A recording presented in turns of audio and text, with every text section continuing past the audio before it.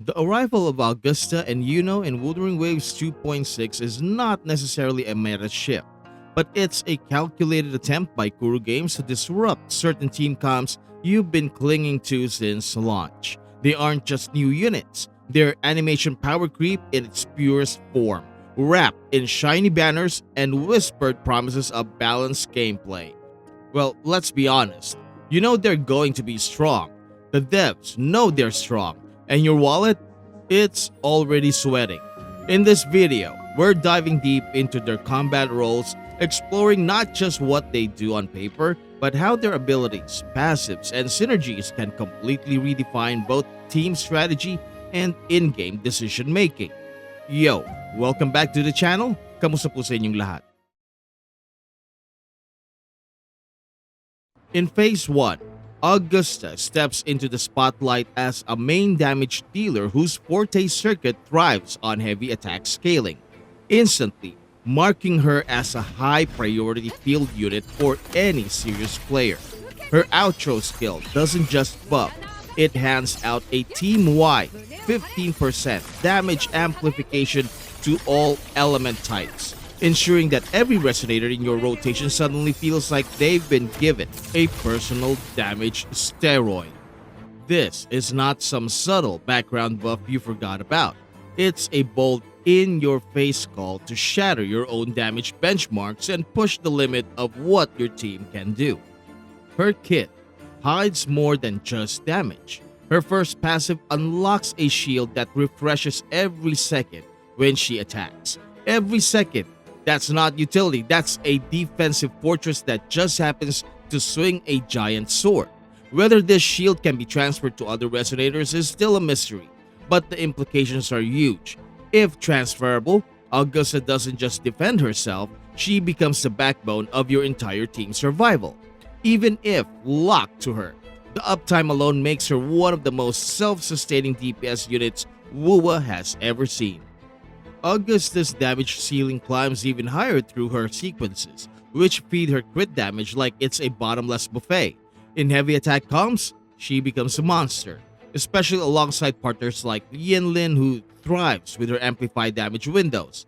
Yinlin mains should probably start prepping resources yesterday because the synergy here is dangerously effective. Speaking of dangerous, let's talk about the other kind of damage, the one your bank account feels. If you've been repeating the classic free-to-play mantra of just one more patch while side-eyeing your dwindling stash of pulls, this is where LD Shop steps in to save you from your own wishful thinking. With up to 27% off your initial purchase, LD Shop isn't just handing out a coupon, it's deploying a full-scale rescue operation for your finances. Augusta might be out there shielding your team from incoming hits, but LD Shop is the one shielding your credit card from terminal overuse. In a patch this power packed, it's more than a discount, it's a financial life support drip fed straight to your gaming habit. LD Shop is powered by the trusted LD Emulator Group and partnered with Razer Gold, delivering a service that's both lightning fast and rock solid secure. Every top up is processed in 30 minutes or less so you can get back to pulling without missing a beat. And it's not just for Wuthering Waves. LD Shop supports all major gacha titles from Genshin Impact and Zenless Zone Zero to Honkai Star Rail and Etheria Restart, just to name a few. With frequent coupons and generous discounts, they take a real swing at easing the financial sting of new patches. Hit the link in my description to top up through LD Shop and score an extra 15% off your purchase. LD Shop, your go-to top-up shop. Now back to the video. In Phase 2, enter Yuno, Augusta's perfect partner in crime. Yuno is a support who doesn't just keep people alive, she actively turns survival into a weapon.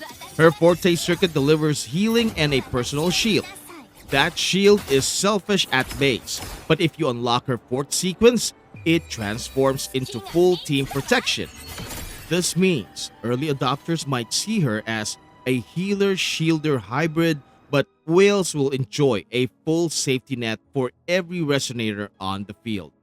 Her concerto regeneration game is strong, especially for aero units.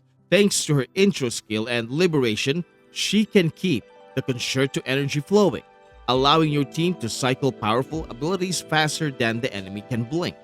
But the real prize in her kit is her liberation nuke, a move boasting over 1000% plus damage multiplier. This isn't just a finishing move, it's a battlefield reset button. Time it right and enemies evaporate before they even realize they're in trouble. Yuno's heavy attack buff is no small thing either. Over 30% to the incoming Resonator. I'm not gonna give an exact figure, but it's over 30%. Let's just put it that way. That's an absurd boost for heavy attack centric DPS like Gion, for example, or Augusta, turning them into even greater damage threats. Paired with Augusta, you've got a duo that can spike team output to unprecedented levels. One thing Yuno doesn't bring is crit support. Contrary to early speculation, her kit and sequences contain zero crit buffs. For players who've built around Shorekeeper's crit bonuses, there's still no reason to bench Shore if crit consistency is a priority. But in terms of raw attack power, survivability, and team energy flow, I think Yuno fills multiple roles without stepping on anyone's toes. Together, Augusta and Yuno are strong and disruptive. They synergize with each other, they synergize with other top tier units. The heavy attack meta they're pushing is deliberate, and it's going to reshape how players build and play. Whether you run them as a pair or slot them into different squads, they are designed to make your old comps feel new again. If you've got Gion but are missing Shorekeeper, Augusta and Yuno already form the devastating core of a heavy-hitting squad. Rocking Zani and Phoebe, Yuno slots right in to complete the feared Spectro-Frazzle Triumvirate. And if Yinlin's in your roster, pairing her with Augusta and Yuno turns your lineup into a highlight reel of constant damage spikes and flashy plays. And here's the kicker.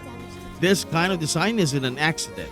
WUWA 2.6 is shaping up to be the kind of update where skipping a banner doesn't just cost you meta relevance. It changes the way your team functions entirely. The devs are dangling high damage numbers, thick shields, and non-stop buffs like candy in front of a kid, and most players will take the bait. The question isn't whether Augusta and Yuno are worth pulling.